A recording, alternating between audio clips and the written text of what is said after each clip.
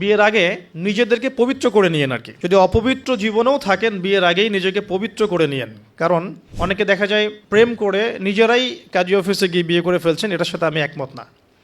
কারণ এখানে সাক্ষীর প্রয়োজন আছে, অভিভাবকের প্রয়োজন আছে, মোহরের প্রয়োজন আছে, কালিমা লা ইলাহা ইল্লাল্লাহর উপস্থিতিতে খুতবার বিয়ের প্রয়োজন আছে।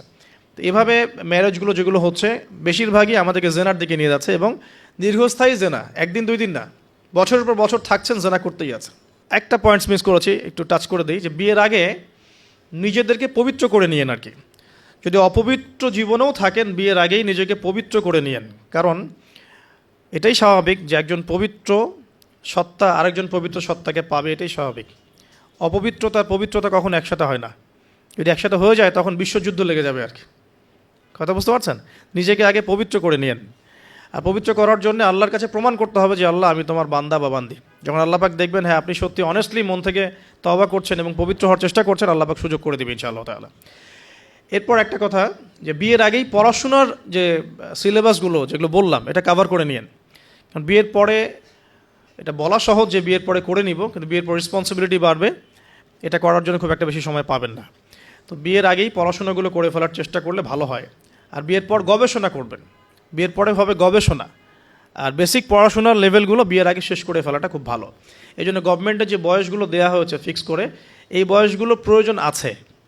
যদিও ইসলামে এরকম ম্যান্ডেটরি কিছু নাই, কিন্তু এই লেভেলটার প্রয়োজন আছে। বিকজ 18-21 আগে আমাদের পড়াশোনা সবার খুব একটা শেষ হয় না, আর ম্যাচুরিটিও খুব একটা আসে না, ইকোনমিক সোর্সও তৈরি হয় না।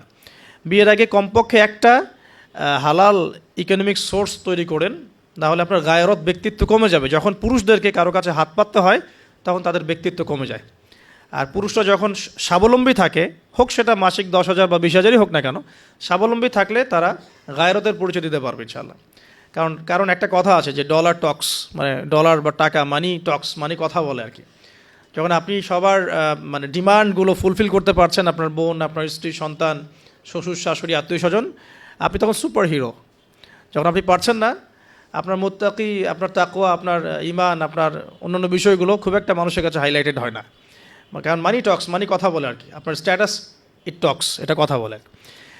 তো এই জন্যে গায়রত বজায় রাখতে হলে আপনাকে একটা উপার্জনের সোর্স তৈরি করতে হবে। এর জন্যে আমি বলি যে সূরা ওয়াকিয়া পড়েন, চারটার নামাজে অভ্যস্ত হন, সেজদায় গিয়ে আল্লাহকে বলেন আল্লাহুম্মা কফিনি বিহালালিকা আন হারামিক ওয়া আগনিনি বিফাদলিকা আম্মান সিওয়াক। ইনশাআল্লাহ হালাল রিজিকের পথ প্রশস্ত হবে ইনশাআল্লাহ। আর হারামে যায়েন না, কারণ পরবর্তী প্রজন্ম তখন হারামখোর হয়ে বড় হবে আর কি। আসুন সামনে যাই। এবার বিয়েটা সহজ করে ফেলেন। করার পর স্বামী স্ত্রী তাদের মধ্যে যে সম্পর্কটা, এই সম্পর্কটা শুরু হবে 2 রাকাত সালাত থেকে। প্রথম রাতে 2 রাকাত সালাত পড়ে নেবেন, ওযু অবস্থায় সালাত পড়ে ডিসকাস করবেন জীবনের উদ্দেশ্যগুলো সম্পর্কে। ফ্যান্টাসির কারণে এমন কিছু করে যায় না প্রথমে যাতে করে সে আবার আতঙ্কিত হয়ে পড়ে। সময় দেন, তাকে টাইম দেন, তার সাথে নরম হন, কোমল হন। বিকজ একটা মেয়ে, যারা সতীসাধী মেয়ে, তারা পুরুষকে গ্রহণ করার আগে খুব ভালো করে তাদের মনের মতো একজন মানুষ প্রত্যাশা করে।